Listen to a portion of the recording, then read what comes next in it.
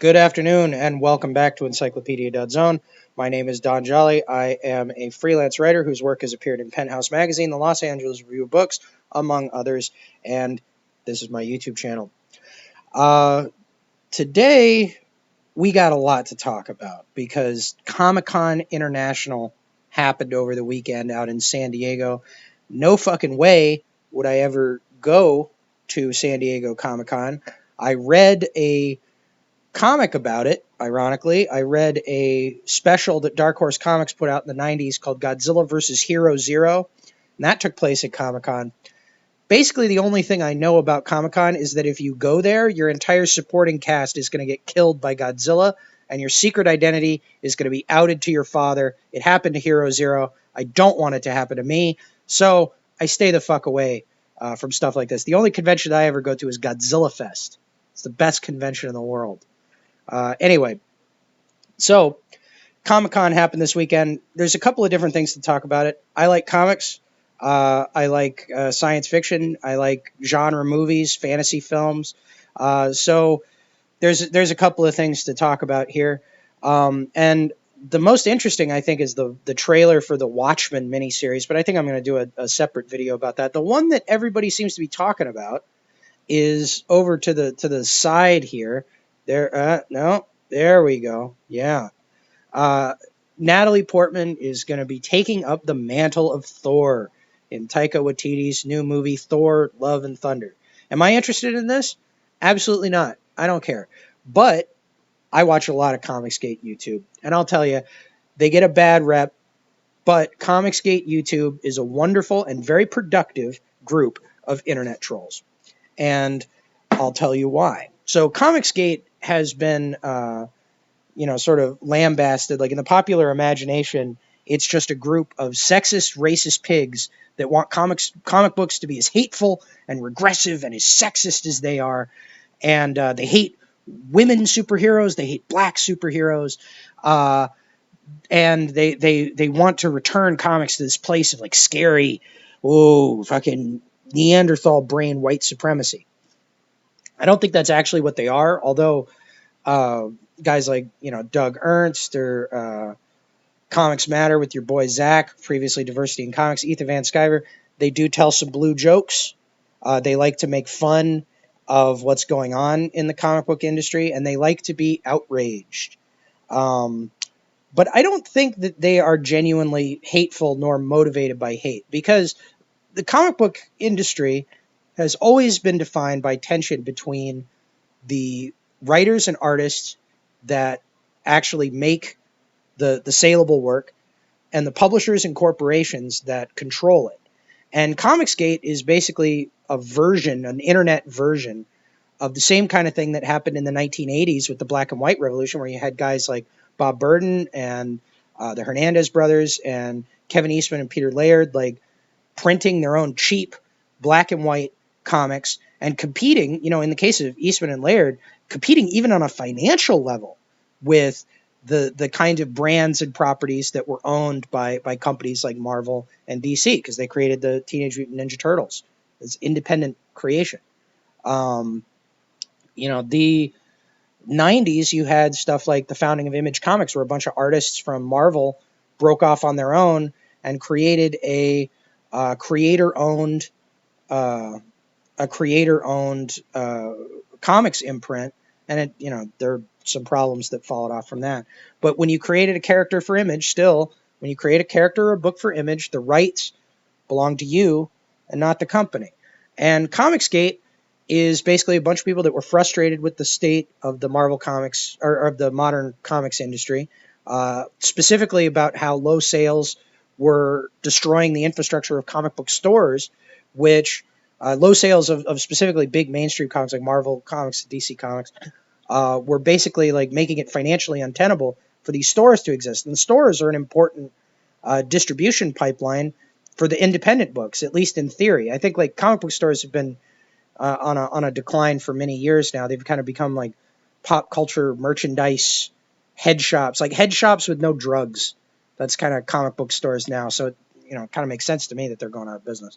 But the Comicsgate guys did not like this because rightfully, I think, they like comic book stores. They're like the community of comic book people, and they think that the thinking at the top of Warner Brothers and Marvel, at least their publishing divisions, Warner Brothers and Disney, their publishing division, their comic book publishing divisions, has been leading the whole industry into a state of ruination. And so they make bitchy YouTube videos where they make fun of it, and it's fun to watch. Diversity in comics, he would read modern comics, and when they sucked, he'd tear them in half and throw them across the room. That's good entertainment. It's fucking fun to watch. But, Ethan Van Sciver did a video responding to this Comic-Con news where he said the apocalypse is female. Diversity in Comics made a video talking about how ridiculous it is. This 110-pound woman, excuse me, quitting smoking, still got a little bit of a cough. This 110-pound woman lifting this hammer. This is all so cloying and ridiculous and bullshit. And, they're talking about how bad this is and like, because the theory is that this kind of like representational thinking, like, let's just replace Thor with a woman. Let's replace Cap with the black guy. Like, that's what killed mainstream comics. I mean, in part, that's correct, because I think that it's the kind of,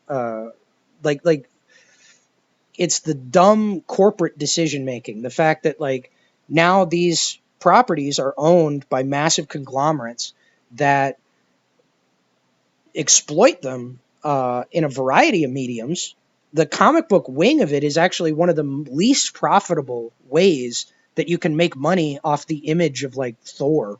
There's backpacks and pencil boxes and action figures and statues and fucking movies. You can make a ton of money off that, but, like, ain't that many people buying comic books just as a proportion of the population. So the comic book industry, under the control with the big two, under the control of, like, large, corporate structures that aren't necessarily invested in selling comics per se, so much as they are invested in the image of the characters that are generated by these comics. Like, they have been using the comic book industry as a testing ground and a way to, like, establish storylines and characters and build legitimacy for properties that they want to advance in film and animation and TV and whatever else. So Jane Foster's been Thor for a while. I haven't read the run. I don't know if it's fucking any good. But, like, the power of Thor is kind of like chlamydia. Like, it's in the comics, it's spread to all kinds of fucking people. In the 90s, they gave it to a dude with a ponytail named Thunderstrike. Late 80s, early 90s. Beta Ray Bill is a horseman. He's a very noble horseman. And I guess he's he's one of these Thors. He's some kind of Thor. He's a Thor guy. So they gave the power to Jane Foster. She got cancer and died. And I would assume that they're going to do some version of this storyline in the movie. And, like, I understand the tone that the Comicsgate people are taking with it. Like, obviously you're going to get more clicks being outraged, but, like, this isn't a sign of the apocalypse. This isn't a sign of anything. This is just predictable. Like, is it cloying? Is it dumbass corporate bullshit where they're trying to, like, expand the brand to appeal to as many people as possible?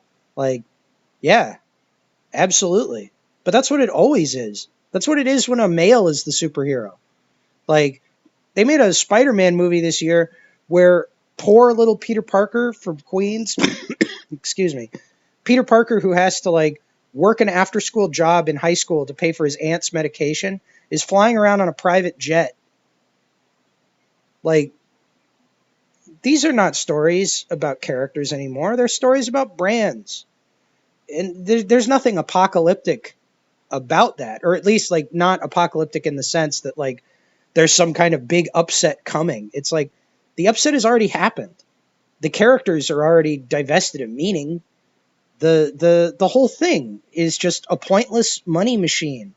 It's not interesting on fucking any level except as something to, like, gawk at in the manner of a car crash and complain about in order to generate attention for your own projects, which is the thing, to loop back around to Comicsgate.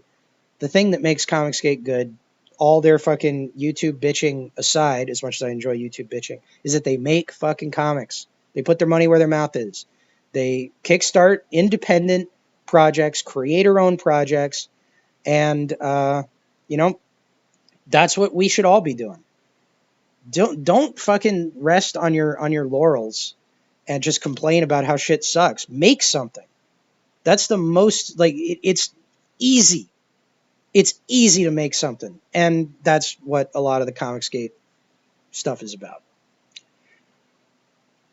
On the other hand, you got Disney, you got all these people giving presentations at Comic-Con, talking about what the next stage, the next phase of their fucking culture industrial complex is going to be. And yeah, who cares? These are not stories about people. These are not even really stories. Let's talk about Thor. So, Avengers Endgame, time travel movie, came out this year. Thor's arc in that movie is he's disconsolate and he feels like a loser. He's fat. He doesn't know what to do with himself, man. And he's got to find a new direction. And at the end of the movie, he's on the ship with Guardians of the Galaxy people telling jokes. And that's the new direction. That's what he finds. He even gives a speech where he's like, I have to stop trying to be what I'm supposed to be and stop being who I am. I know he doesn't talk like that. I don't care. Um, yeah, that's not a problem that a person has. That's a problem that a brand has. The reason Thor has that problem is that Thor the Dark World didn't make enough money because it was too serious. And so they've been pushing him in a more comedic direction.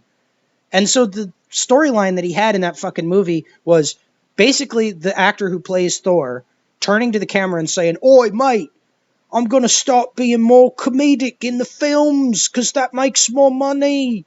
I got to do it, mate. I got to make more funny jokes and hang out with the raccoon, mate. Oh, do you care about that? Is anybody like? It's like it's like trying to put a character arc on Ronald McDonald, or like Chuck E. Cheese when they put him in the backwards hat. It's like, oh, I gotta stop being a carnival barker because kids want skateboards and iPods now, mate. Oh, that's my character arc. That's what's happening in this story. It's just brands. Like, Natalie Portman is Thor. Who cares? Who cares? They can fucking, like, it doesn't mean a goddamn thing anymore. Except money. That's all it means to the people making it. That's all it means to the people watching it is the money spent. They just want to create a fucking engine that you constantly buy into that makes them fucking cash. And you can be outraged. You can hate it. They don't give a shit. They just want the money. So, like, oh, it's a 110-pound woman lifting the hammer. It's like, fucking, your outrage belongs to them. Your outrage belongs to them.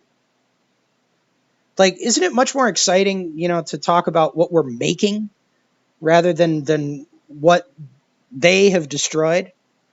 I mean, they haven't destroyed anything either, really, by the way, because those old comics still exist. You want to read a fucking good story? You want to read a good Thor story? You can get all the Walt Simonson issues of Thor plus the fucking Balder miniseries in a big omnibus edition. You find it on Amazon for like $70. It's pretty cheap as far as it goes. You can read back issues for days and days and days. All this stuff is available. You want to see what artwork that people gave a shit about looks like? Look for it there. Don't look at Comic-Con. Natalie Portman doesn't care. She just wants to be in a big she wants to be in a big movie that makes a ton of fucking money. And she's going to be in a big movie that makes a ton of fucking money. And then her character is going to die of cancer because I would assume that Disney still recognizes that their primary audience is adolescent men. So they're going to have this like little 2-year stint where, they double down on the Captain Marvel stuff, and they're going to do it until it stops making money. I mean, they'll make a Fantastic Four movie where Reed Richards punches Sue Storm in the face if they thought it would make money. Like, if the temperature in this country changes, if like the temperature around the world changes, if like we start going through a conservative swing on a massive scale, which may have already begun, uh, Marvel will make a film where Reed Richards punches Sue Storm in the face and tells her to get back in the kitchen. If it makes money, they'll do it. They would if fucking the worst case scenario of American like TV liberalism happened, and there were like literal Nazis like in full regalia marching down the street of Washington D.C., they would make a fucking like Disney would make a Thor movie where Thor discovers that the Holocaust didn't happen, and he has to like go back in time and fight the evil architects of the Holocaust myth. If they thought it would make money, they would do that. These people have no fucking honor. They have no fucking ethos. They just want to make fucking cash. And they don't care like they don't care if you're upset. They don't care if you're hate watching it.